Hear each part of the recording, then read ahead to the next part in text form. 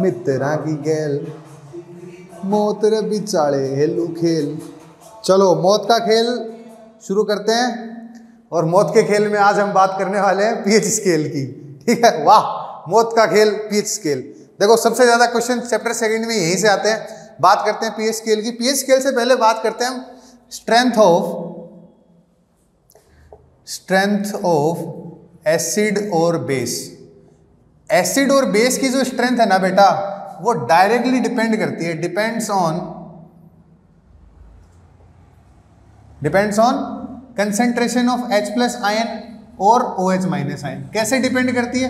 देखो ये जो मैंने स्क्वायर ब्रैकेट लगाया है ना, ये स्क्वायर ब्रैकेट कंसेंट्रेशन को बताता है ना। इसको ऐसे मत समझ लेना, स्क्वायर है, कंसेंट्रेशन को बताता है। क्वेश्चन है यहाँ से, ठीक है, ध्यान देना, बोर्ड पे ध्यान देना। कैसे डिपेंड करती है? तो स्ट्रेंथ ऑफ एसिड है ना, वो डायरेक्टली प्रोपोर्शनल होती है। Strength of acid is directly proportional to the H plus ion. जैसे जैसे H प्लस आयन बढ़ेगा वैसे वैसे एसिड की स्ट्रेंथ बढ़ेगी। सिमिलरली स्ट्रेंथ ऑफ बेस की जो स्ट्रेंथ है वो किसके डिपेंड करती है? OH माइनस आयन पे। जैसे जैसे OH माइनस की स्ट्रेंथ बढ़ेगी वैसे वैसे क्या बढ़ेगा? जैसे जैसे OH माइनस की कंसंट्रेशन बढ़ेगी वैसे वैसे हमारे क्या बढ़ेगी? बेस की स्ट्रेंथ बढ़ेगी। क्वेश्चन यहाँ से क्या बना है, मैं पढ़ के बताता हूँ आपको। क्वेश्चन यहाँ से क्या बना है, एक सेकेंड। क्वेश्चन यहाँ पे बना है कि what is the effect of hydrogen ion on the what is the effect of hydrogen ion concentration on the nature of solution. तो जैसे जैसे किसी सॉल्यूशन में हाइड्रोजन की कंसेंट्रेशन बढ़ेगी वैसे वैसे उस सॉल्यूशन में क्या बढ़ेगी? स्ट्रेंथ बढ़ेगी। सॉल्यूशन कैसा होता जाएगा? सॉल्यूशन हमारा एसिडिक होता जाएगा। सॉल्यूशन कैसा होता जाएगा? एसिडिक होता जाएगा। ठीक है, अब इसी कंसेंट्रेशन को नापने के लिए एक स्केल बनाएगी जिसका नाम है पीएच स्केल। ठीक है, इसको नापने के लिए एक स्केल बनाएगी जिसका नाम है पीएच स्केल। देखिए पीएच स्केल में पीएच का मतलब होता है पोर्टेंज of hydrogen, power of hydrogen, कि किसी मीडियम में किसी भी सॉल्यूशन में कितना हाइड्रोजन का पावर कितना है, यानी कितना हाइड्रोजन का कंसेंट्रेशन है, उसी के बेस पे हम उसकी पीएच बताते हैं। ठीक है, पीएच का फॉर्मूला सुन लेना, पीएच का फॉर्मूला सुन लेना, क्योंकि यहां से एक बार क्वेश्चन लगा था। पीएच का फॉर्मूला होता है माइनस लॉग H प्लस। ये जो H प्लस है ये क्या है? ये है concentration of ion, concentration of hydrogen. Alright, अब यहां से क्वेश्चन क्या लगा था मैं बताता हूं आपको। क्वेश्चन क्या लगा था सुनिए। अभी क्वेश्चन लगा है in a solution the concentration of hydrogen ion is. किसी सॉल्यूशन में हाइड्रोजन आयन की जो कंसेंट्रेशन है वो हमारे को गिवन है 1 × 10⁻⁻1 मोल पर लीटर। ये हमारे को क्या दी गई है? पर लीटर। ये हमारे को concentration they the hydrogen ion की। और पूछा क्या है? हमसे पूछा है right the pH and nature of this solution. तो इसकी पीएच कितनी होगी? तो देखो बेटा 1 को तो तुम लिखो ना लिखो एक ही बात है। इस 10 को यहाँ रख दो लॉग में, तो पीएच इक्वल्स टू क्या आ जाएगा? Minus log 10⁻⁻1। अब लॉग में अगर पावर होती है तो पावर आगे आ जाती है, तो ये -1 आगे आ जाएगा, तो पीएच इक्वल्स हो जाएगी माइनस, और ये -1 आगे आ गया और log 10। ठीक है, log 10 की वैल्यू 1 होती है, याद कर लो, और माइनस माइनस हो जाएगा प्लस, तो पीएच इक्वल्स टू आ गई 1। अब बेटा देखो पीएच 1 आ गई, तो पीएच स्केल में जितनी वैल्यू कम आएगी उसका मतलब मीडियम उतना ही एसिडिक है। तो ये कैसा, इसका नेचर कैसा है? ये स्ट्रॉन्ग एसिड है। कैसा है? Strong acid. कैसा है? Strong acid. इसी के साथ एक क्वेश्चन और आया हुआ है। एक और क्वेश्चन क्या आया हुआ है, चलो बात करते हैं। क्वेश्चन है कि in a solution concentration of hydrogen ion is 10⁻⁻13 mole per litre, right the pH and nature. एक जगह तो हमें दिया है 1 × 10⁻⁻1, एक जगह में H प्लस आयन की क्या दी है? एक जगह में H प्लस आयन की दी है 1 × 10⁻⁻13। तो वही करो, फिर से यही काम करो। pH equals to minus log 10⁻⁻13, -13 आगे आएगा, log 10 की वैल्यू 1 हो जाएगी, pH आ जाएगी 13। अब pH की वैल्यू जितनी ज्यादा, pH स्केल की वैल्यू जितनी ज्यादा, pH स्केल कहां से कहां तक रेंडर करता है, सॉरी वेरी करता है, 0 से 14 करता है। तो 0 से 14 करता है। यहाँ पे pH जो है वो pH मैक्सिमम के लगभग बराबर है, मतलब मैक्सिमम pH स्केल होती है 14, ये आ रही है 13। तो ये स्ट्रॉन्ग बेस है बेटा, क्या है ये? स्ट्रॉन्ग बेस है। क्या है? Strong base. याद रहेगा, यहाँ से ये क्वेश्चन पढ़ा था, ठीक है, यहाँ से ये क्वेश्चन पढ़ा था। बात करें पीएच स्केल की, बात करें पीएच स्केल की, बात करें पीएच स्केल की, तो पीएच स्केल देखो कैसा होता है।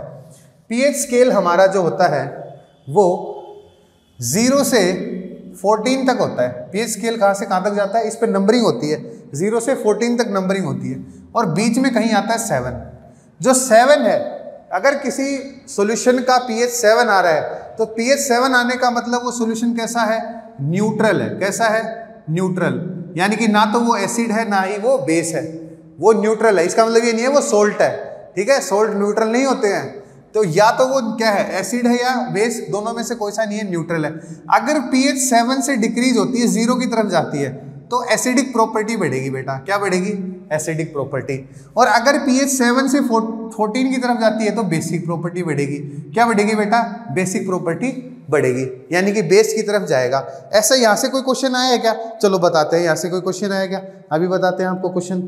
देखिए हमारे पास एक बार क्वेश्चन क्या आया है, एक बार तो यही आया कि पीएच स्केल कहते हैं किसे। तो पीएच स्केल क्या होती है? पीएच स्केल एक मीटर है, एक पैमाना है, एक मेजरमेंट है, किसको? H+ आयन की कंसंट्रेशन को नापने का, ठीक है। फिर क्वेश्चन क्या आया है, चलिए अभी बताते हैं आपको।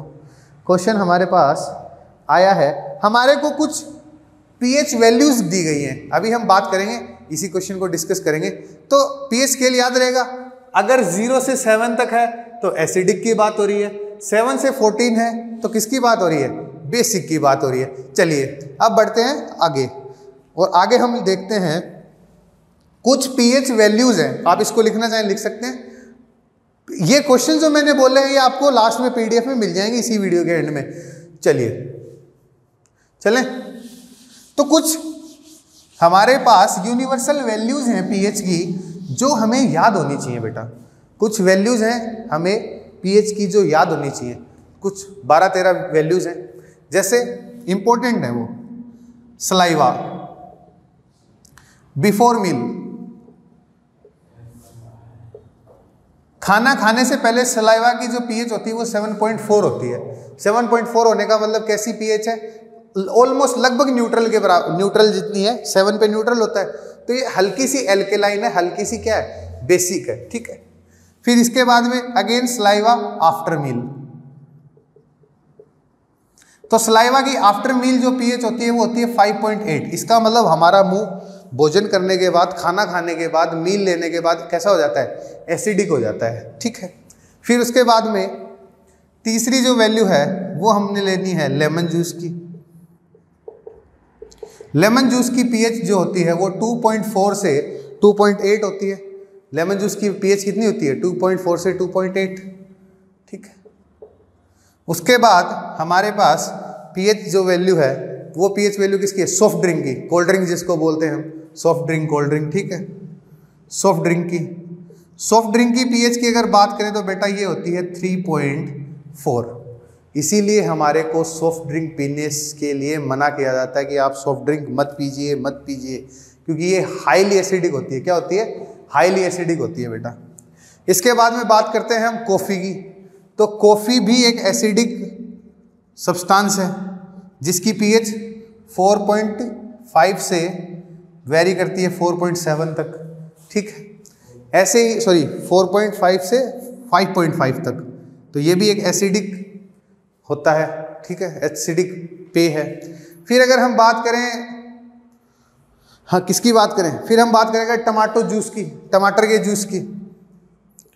तो अगर तुम्हें याद हो तो मैंने बताया था टोमेटो में जो क्या होता है, टोमेटो में ऑक्जेलिक एसिड होता है। ऑक्जेलिक एसिड, इसका मतलब पीएच क्या होगी?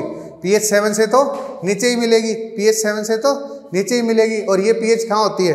लगभग 4.4 होती है, यानी कि ये भी कैसा है? एसिडिक है। फिर हम बात करते हैं कैरेट जूस की, गाजर का रस, तो कैरेट भी एसिडिक होती है। तो कैरेट जूस जो होता है उसकी पीएच भी क्या होती है? एसिडिक होती है, और वो लगभग 5.6 के आसपास होती है। फिर बात करते हैं 1 मोल NaOH की। जो NaOH का 1 मोल सॉल्यूशन होता है उसकी पीएच वैल्यू कितनी होती है भाई? उसकी होती है 14। ये एक्सट्रीम वैल्यू है, ये पीएच स्केल की क्या है? एक्सट्रीम हाईएस्ट वैल्यू, जो सबसे ज़्यादा हाई वैल्यू हो सकती है वो ये वैल्यू है ऑलमोस्ट 14, यानी कि ये क्या होता है, स्ट्रॉन्ग बेस होता है, एक बहुत ही स्ट्रॉन्ग बेसिक मीडियम होता है। फिर अगर बात करें हम किसकी, बात करें हम 1 मोल HCl की, तो बेटा 1 मोल HCl की जो pH आती है वो लगभग 0 आती है। तो ये हाई एक्सट्रीमली लोएस्ट पॉइंट है pH स्केल का, 0 से नीचे तो pH स्केल जा नहीं सकती। तो ये क्या बताता है, ये हमें बताता है कि ये जो HCl का सॉल्यूशन है ये क्या है, HCl एक बहुत ही स्ट्रॉन्ग, क्या है, बहुत ही स्ट्रॉन्ग एसिड है। फिर बात करें हम गैस्ट्रिक जूस की, तो देखो बेटा गैस्ट्रिक जूस होते हैं हमारे पेट में, है ना, हमारे स्टमक में। तो हमारे स्टमक में जो जूस होते हैं गैस्ट्रिक जूस, उनका pH जो होता है वो 2.4 होता है बेटा। तो हमारी पेट की pH भी क्या होती है, एसिडिक होती है। हमारा पेट भी कैसा होता है, एसिडिक होता है। बात करें अगर हम ब्लड की, तो ह्यूमन ब्लड जो होता है उसकी pH 7.4 होती है, यानी कि बॉडी हमारी हल्की सी स्लाइटली एल्कलाइन होती है, स्लाइटली बेसिक होती है। क्वेश्चन क्या आया हुआ है, क्वेश्चन में बेटा इसने लेमन जूस का pH दिया हुआ है, ये रहा लेमन जूस, ठीक है, कितना दिया हुआ है लेमन जूस का, 2.2 लेमन जूस का 2.2 दिया हुआ है वैल्यू। विनेगर का वैल्यू दिया हुआ है, विनेगर का वैल्यू दिया हुआ है इसने, विनेगर का जो इसने pH बताया है हमें, वो इसने बताया 3.7, ठीक है। फिर इसने गैस्ट्रिक जूस का pH बताया है, गैस्ट्रिक जूस का pH इसने बताया है 1. यहाँ हमने 2.4 लिया है, इसने हमारे को बताया है कितना, 1.2। देखो अलग अलग बुक में अलग अलग वेरी कर सकता है भाई, इसने 1.2 दिया है। फिर हमारे को दिया टमाटो जूस का, टमाटो जूस कहाँ गया, ये रहा, इसका 4.4। तो लेमन जूस दे रखा है, गैस्ट्रिक जूस दे रखा है, विनेगर दे रखा है, और हमारे को टोमेटो जूस दे रखा है। इन सब की pH दी हुई और बोल रहा है कि right the descending order of hydrogen ion concentration of the substance on the basis of above. तो बेटा देखो जैसे जैसे हाइड्रोजन आयन बढ़ेगा वैसे वैसे एसिडिटी बढ़ेगी, जैसे जैसे हाइड्रोजन आयन बढ़ेगा वैसे वैसे एसिडिटी बढ़ेगी, और एसिडिटी बढ़ेगी तो pH घटेगी। समझो बात को, हाइड्रोजन आयन की कंसेंट्रेशन बढ़ेगी तो एसिडिटी बढ़ेगी, और एसिडिटी बढ़ेगी तो pH घटेगी। यानी जिसकी pH जितनी कम वो उतना ही ज़्यादा एसिडिक, और जितना ज़्यादा एसिडिक उतने ही ज़्यादा H+ आयन। तो हमें इसको डिसेंडिंग ऑर्डर लिखना है H+ आयन का, कि सबसे ज़्यादा, फिर कम, फिर कम, और फिर सबसे कम। तो सबसे ज़्यादा H+ आयन किस में होंगे, सबसे ज़्यादा H+ आयन उसमें होंगे जिसकी pH सबसे कम होगी। तो यहाँ सबसे कम pH किसकी दिख रही है तुम्हें, 4.4, 2.2, 7.4, 3.7, 1.2। तो सबसे ज़्यादा pH, सबसे कम pH किसकी, गैस्ट्रिक जूस की। इसका मतलब सबसे पहले कौन आएगा, गैस्ट्रिक जूस। गैस्ट्रिक जूस में सबसे ज़्यादा H+ आयन, फिर उसके बाद में 1.4 से जस्ट छोटा 2.2 यानी लेमन जूस, फिर उसके बाद में 3.7 विनेगर, और सबसे लास्ट में टोमेटो। ये बेटा H+ आयन का डिसेंडिंग ऑर्डर है।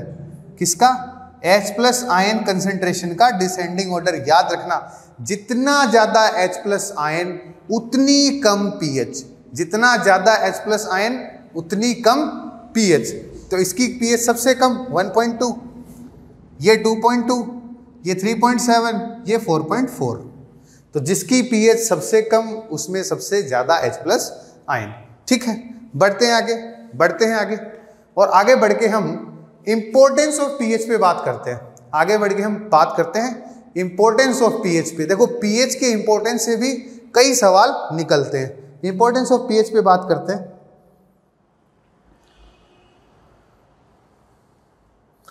देखिए एक यहाँ pH स्केल पे ये सामने है, इसी से एक क्वेश्चन और ले लेते हैं।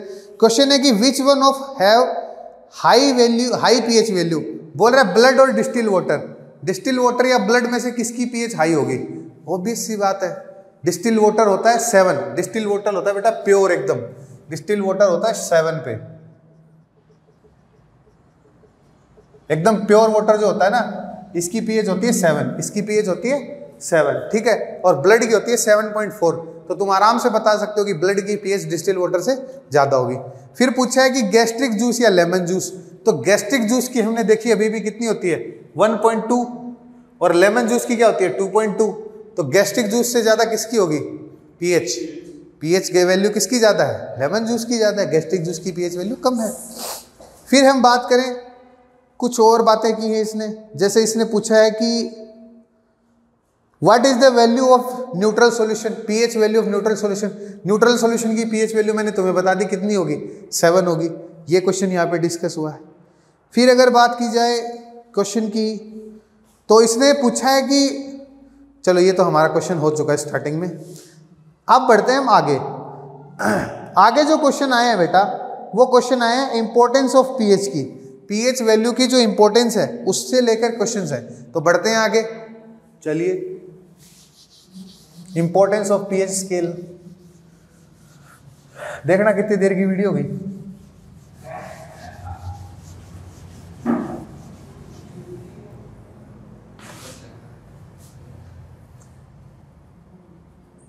बीस मिनट 30 मिनट की बनेगी। हाय मैं हो गई तेरी साजना, ला बोला इंकला। तो इंपॉर्टेंस ऑफ पीएच वैल्यू।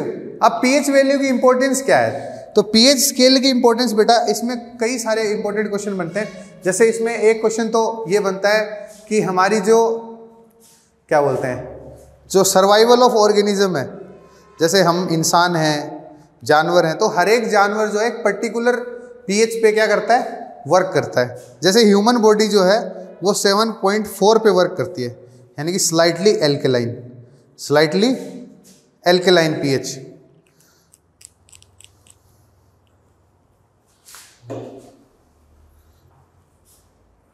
देखिए जितनी भी बॉडीज हैं, तो सबसे पहला ही आता है survival of organism, survival of organism. तो एवरी ऑर्गेनिज्म, प्रत्येक जीव क्या है, एक पर्टिकुलर पीएच वैल्यू के अंदर ही ऑपरेट करता है, उसे हम क्या बोलते हैं, सर्वाइवल ऑफ पीएच वैल्यू। उसके लिए एक इंपॉर्टेंट पीएच होती है, ठीक है। हमारे लिए वो इंपॉर्टेंट पीएच क्या है भाई, फॉर ह्यूमंस इट इज 7.4। हमारी बॉडी 7.4 पे ऑपरेट करती है। देखो बेटा, बहुत बार आपने गांव में सुना होगा कि मिट्टी के घड़े में रखा हुआ पानी पीना चाहिए, एल्केलाइन वाटर पीना चाहिए। आजकल एल्केलाइन वाटर काफ़ी ट्रेंड में है, एल्केलाइन वाटर पियो, एल्केलाइन वाटर पियो। तो एल्केलाइन वाटर क्यों पीना है, एल्केलाइन वाटर इसीलिए पीना है, ये रेड में ब्लैक मिक्स मत कर, थप्पड़ मार दूंगा मैं तेरे को। एल्केलाइन वाटर हमें इसीलिए पीना है ताकि हमारी बॉडी की जो पीएच है वो 7.4 यानी स्लाइटली बेसिक रही जाए, है ना। ये भी तुमने सुना होगा, Apple a day keeps doctor away. तो बेटा एप्पल क्यों खाना चाहिए, एप्पल जो है वो एक एल्केलाइन फ्रूट है। एल्केलाइन मतलब बेसिक, एल्केलाइन मतलब बेसिक। तो एल्केलाइन एक बेसिक फ्रूट है, तो वो आपकी पीएच को 7.4 की तरफ क्या करेगा, पुश करेगा, उसमें से बेस एब्जॉर्ब करेगी बॉडी। तो इसीलिए अवॉइड किया जाता है कि बहुत ज़्यादा हमें एसिडिक नहीं खाना चाहिए, और हमें क्या करना चाहिए, हमें कोशिश करनी चाहिए कि हम बेसिक चीज़ें ज़्यादा खाएं, ठीक है। तो इसलिए पीएच, ये तो हुआ सर्वाइवल ऑफ ऑर्गेनिज्म। यहाँ से फिर भी क्वेश्चन नहीं बनता। अगला इंपॉर्टेंट है एसिड रेन, अगला इंपॉर्टेंट है एसिड रेन। एसिड रेन से क्या समझते हो, यहाँ से कई क्वेश्चन बने हैं। यहाँ से कैसे क्वेश्चन बने, यहाँ से एक तो यही पूछा है कि एसिड रेन होती क्या है, एक तो यहाँ से यही पूछा है कि एसिड रेन होती क्या है, एक तो यही पूछा है कि एसिड रेन क्या होती है, ठीक है। तो देखो एसिड रेन क्या होती है, जो अनपोल्यूटेड एयर होती, अनपोल्यूटेड रेन होती है, अनपोल्यूटेड रेन होती है। अनपोल्यूटेड रेन की पीएच ऑलरेडी 5.8 होती है, अनपोल्यूटेड रेन की पीएच जो है ऑलरेडी 5.8 5.6 होती है, ठीक है। लेकिन जो पोल्यूटेड रेन होगी,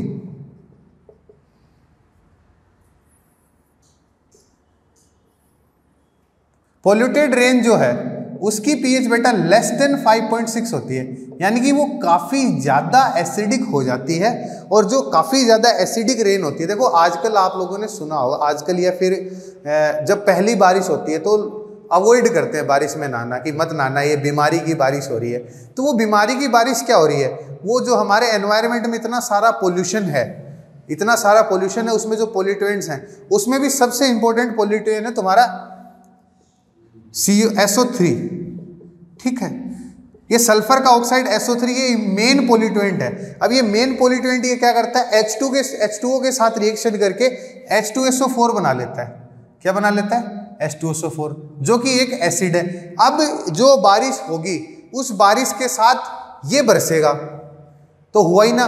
तो आपने देखा होगा बारिश में आजकल रेसेज हो जाते हैं, लाल लाल चकत्ते पड़ जाते हैं, बॉडी छिल जाती है, जल जाती है। तो उस सब का रीज़न यही है। जो मेट्रोपॉलिटन सिटीज़ हैं, बड़े बड़े शहर हैं, दिल्ली जयपुर जैसे, वहाँ पे ऐसी बारिश ज़्यादा देखने को मिलती है, जहाँ पे रिको एरिया, इंडस्ट्रियल एरिया ज़्यादा बहुत ज़्यादा है, तो वहाँ पे ऐसी बारिश देखने को मिलती है। तो ऐसी बारिश का रीज़न क्या है, ऐसी बारिश का रीज़न है SO3 पोल्यूटेंट। ये पोल्यूटेंट क्या करता है, ये H2O के साथ रिएक्शन करके H2SO4 बना लेता है, और वो H2SO4 बारिश के साथ बरसता है, जिसके कारण रेन वाटर की pH जो है वो 5.6 से भी नीचे चली जाती है, ठीक है। अब इसके इफेक्ट क्या क्या है, बात करें इसके इफेक्ट्स की।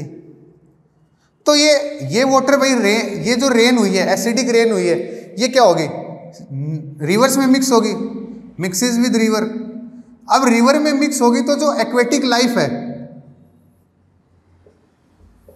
जो जलीय जीव हैं, उसके अंदर जो पानी में रहने वाले जो जीव हैं, जैसे डॉल्फिन्स हैं, मगरमच्छ हैं, कछुए हैं, अलग अलग तरह की मछलियां हैं, तो उन सब के लिए क्या होगा, देखो हमने पढ़ा ना कि हर एक ऑर्गेनिज्म का एक पर्टिकुलर पीएच पे ऑपरेट करता है, तो वो पीएच बहुत ज़्यादा एसिडिक हो जाएगी, और एसिडिक होने के कारण जो एक्वेटिक लाइफ है वो क्या हो जाएगी, डिफिकल्ट हो जाएगी, उनका जीना बहुत ही मुश्किल हो जाएगा, उनका जीना बहुत ही मुश्किल हो जाएगा। इसीलिए रिवर्स जो हैं उनसे है ना धीरे धीरे एक्वेटिक एनिमल्स गायब हो रहे हैं, तो उसमें इसका बहुत बड़ा एक योगदान है। फिर बात करते हैं दूसरा, फर्टिलिटी ऑफ सोइल। देखो अब सोइल की भी एक पर्टिकुलर फर्टिलिटी सोइल की भी एक पर्टिकुलर पीएच होती है। अगर सोइल जो है कि कहीं की भी वो अगर बहुत ज़्यादा एसिडिक हो गई तो भी वहाँ पे प्लांट्स ग्रो नहीं कर सकते, और अगर बहुत ज़्यादा बेसिक हो गई तो भी वहाँ पे प्लांट्स क्या नहीं कर सकते, ग्रो नहीं कर सकते। तो जो फर्टिलिटी ऑफ सोइल है वो भी इफेक्ट होगी इससे, ठीक है। बहुत ज़्यादा अगर एसिडिक हो गई तो भी प्लांट्स क्या नहीं कर पाएंगे, ग्रो नहीं कर पाएंगे। फिर बात आती है कि इंपॉर्टेंट पॉइंट इसमें आता है डैमेज टू हिस्टोरिकल मॉन्यूमेंट्स।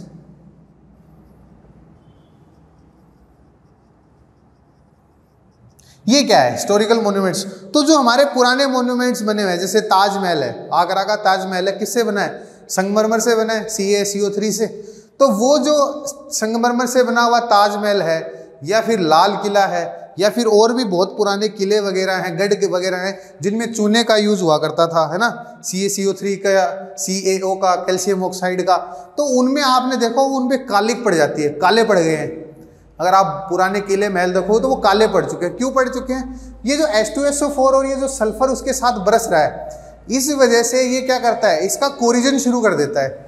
जो भी हमारे पास संगमरमर है या जो भी हमारे पास उसकी जो आउटर लेयर है उसके साथ रिएक्शन करके क्या शुरू कर देता है, उसका कोरिजन शुरू कर देता है। कोरिजन की वजह से क्या होता है, वो जो है वो काले पड़ने शुरू हो जाते हैं, खराब होने शुरू हो जाते हैं। तो एसिडिक रेन जो है वो इस प्रकार से हमारे को इफेक्ट करती है। एसिड रेन से अगर क्वेश्चंस की बात की जाए, एसिड रेन से अगर क्वेश्चंस की मैं बात करूं तो क्वेश्चंस जो आए हैं अब तक एसिड रेन से, वो क्वेश्चन कुछ इस प्रकार आए हैं भाई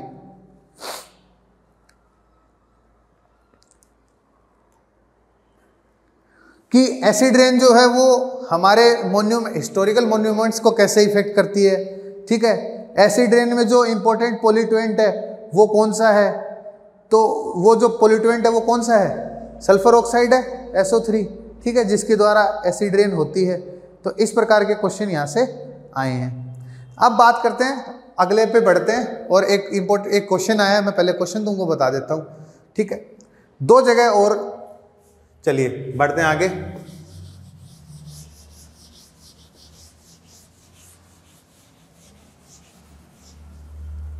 पीएच स्केल का हमारे डाइजेस्टिव सिस्टम के साथ क्या रिलेशन है। तीसरी बात करते हैं डाइजेस्टिव सिस्टम की। अब हमें पता है हमारे पेट में, हमारे स्टमक में HCl होता है। हमारे स्टमक में हमें क्या पता है, हमारे स्टमक में होता है HCl, और उस HCl की वजह से हमारी जो pH है, स्टमक की pH है, वो कैसी होती है, एसिडिक होती है। हमारा pH जो होता है वो कितना होता है, 1.2, लगभग 1.2 के बराबर होता है। तो हमारा स्टमक जो है वो एसिड होता है, एसिडिक होता है। क्यों होता है, ये हम 5th चैप्टर में डिस्कस करेंगे कि HCl जो है वो बैक्टीरियाज को मारने के लिए, आयरन को अब्जॉर्ब करने के लिए, इन सब के लिए क्या होता है, काम आता है। ये जो एसिडिक pH है हमारे फूड को बहुत जल्दी डाइजेस्ट करने के लिए। लेकिन ये जब बहुत ज़्यादा रिलीज हो जाता है, जब HCl बहुत ज़्यादा मात्रा में रिलीज हो जाता है, तो हमारे को when HCl is released in large amounts, कुछ भी हो सकता है रीजन, तुमने बहुत ज़्यादा तीखा खा लिया, बहुत ज़्यादा तेल का खा लिया, तो उसको पचाने के लिए खूब सारा HCl रिलीज हो जाता है। तो जब ये लार्ज अमाउंट में रिलीज हो जाता है तो we feel pain and irritation. तो हमारे को एक जलन सी होती है, एक इरिटेशन सी होती है और पेन होता है। इस पेन और इरिटेशन को क्या बोलते हैं भाई, इस पेन और इरिटेशन को बोलते हैं एसिडिटी। उसको क्या बोलते हैं, एसिडिटी। तो अगर हमारे पेट की pH गड़बड़ाती है ना, अगर हमारे पेट की pH गड़बड़ाती है, टू एसिडिक अगर हो जाता है, तो हमारे को क्या हो जाती है, एसिडिटी हो जाती है। अब इस एसिडिटी का क्योर क्या है, इस एसिडिटी का क्योर है एंटी एसिड्स। क्या है, एंटी एसिड्स। एंटी एसिड किसे बोलते हैं, anti acids are mild bases. Anti acid क्या है, anti acids are mild bases. ठीक है, ये बहुत ही हल्के बेस होते हैं जो क्या करते हैं, ये they perform neutralisation reaction in stomach. हमारे स्टमक में क्या करते हैं, न्यूट्रलाइजेशन रिएक्शन परफॉर्म करते हैं, जिससे हमारी इरिटेशन और जो ये इन्फ्लेशन हो रही है, जो जलन हो रही है, वो क्या हो जाती है, कम हो जाती है। ठीक है, जैसे कि अगर दो इसमें इंपॉर्टेंट नाम आते हैं, एक आता है मिल्क ऑफ मैग्नीशिया। क्या आता है, milk of magnesia. Milk of magnesia किसे बोलते हैं, MgOH twice, magnesium hydroxide. Magnesium hydroxide को क्या बोलते हैं, मिल्क ऑफ मैग्नीशिया। ठीक है, एक और होता है हमारे पास सोडियम बाइकार्बोनेट या बेकिंग सोडा। क्या होता है, baking soda, sodium bicarbonate, NaHCO3। तो ये दो हैं, ये एंटी एसिड की तरह काम करते हैं। अब एक बार तो एंटी एसिड की डेफिनेशन पूछी गई कि एंटी एसिड होता क्या है। ठीक है, एक बार ये पूछा गया है कि ये pH जो है हमारे स्टमक को कैसे इफेक्ट करती है। ठीक है, तो यहाँ से भी क्वेश्चन निकल सकता है। अब एक लास्ट बात करते हैं हम किसके बारे में, टूथ डिके के बारे में, जहाँ से क्वेश्चन एक बार बना है कि explain the pH change of mouth cause the tooth decay. तो टूथ डिके कैसे होता है, तो आप ये डाइजेशन लिख लीजिए, टूथ डिके की बात करते हैं।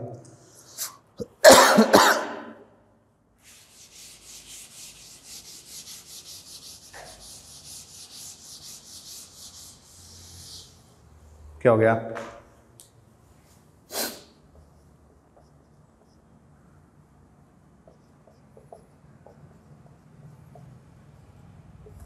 तो देखो हमने पढ़ा था थोड़ी देर पहले ही कि जो सलाइवा है वो बिफोर मील 7.4 उसकी क्या होती है, 7.4 उसकी pH होती है। यानी हमारे माउथ का जो आइडियल pH है वो एल्केलाइन है। लेकिन जैसे ही हम खाना खाते हैं तो हमारी pH ड्रॉप होके 5.6 या 5.8 पे पहुंच जाती है, जिसका मीनिंग ये है कि हमारा जो माउथ है वो कैसा हो चुका है, एसिडिक हो चुका है। और वो एसिडिक होता कहाँ से, वो एसिडिक होता है जो हमारे माउथ के अंदर जो बैक्टीरियाज हैं, वो हमारा जो लेफ्ट ओवर फूड है, हमने फूड खाया तो कुछ दांतों में फंस गया, कुछ मुंह में चिपका रह गया, तो जो लेफ्ट ओवर फूड है वो उसको डाइजेस्ट करते हैं और एसिडिक एक्सक्रेटा अपने मुंह में छोड़ते हैं। भाई वो अपना डाइजेशन कर, वो भी तो खाएंगे, तो तुम्हारे मुंह में भी बहुत सारे जीव पड़ रहे हैं, तो वो माइक्रो ऑर्गेनिज्म है, वो क्या करता है, उस फूड को डाइजेस्ट करके हमारे मुंह के अंदर एसिडिक एक्सक्रेटा छोड़ता है। और एसिडिक एक्सक्रेटा के कारण हमारे माउथ की pH जो है वो डिक्रीज होके क्या हो जाती है, 5.5 से भी नीचे चली जाती है।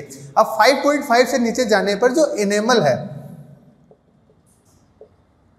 Hardest material in our body, hardest matter of our body, human body का सबसे हार्डेस्ट मटेरियल है एनेमल। हमारे दांत जो है वो एनेमल के बने हुए होते हैं, और इस एनेमल में उस एसिडिक मीडियम के कारण क्या शुरू हो जाता है, कोरिजन शुरू हो जाता है। Due to low pH of mouth,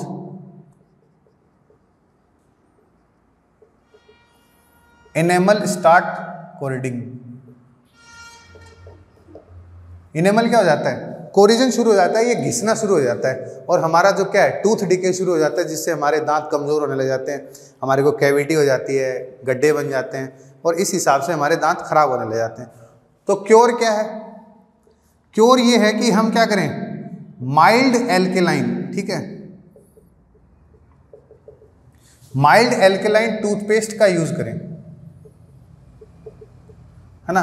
हमेशा टूथपेस्ट पे ये देखें कि इसके अंदर बेस होना चाहिए, बेसिक टूथपेस्ट, टूथपेस्ट जो भी हैं वो लगभग हमारे बेसिक होते हैं, तो बेसिक टूथपेस्ट का यूज करना चाहिए ताकि हमारे दांतों में क्या ना हो, कैविटी वगैरह ना हो, ठीक है।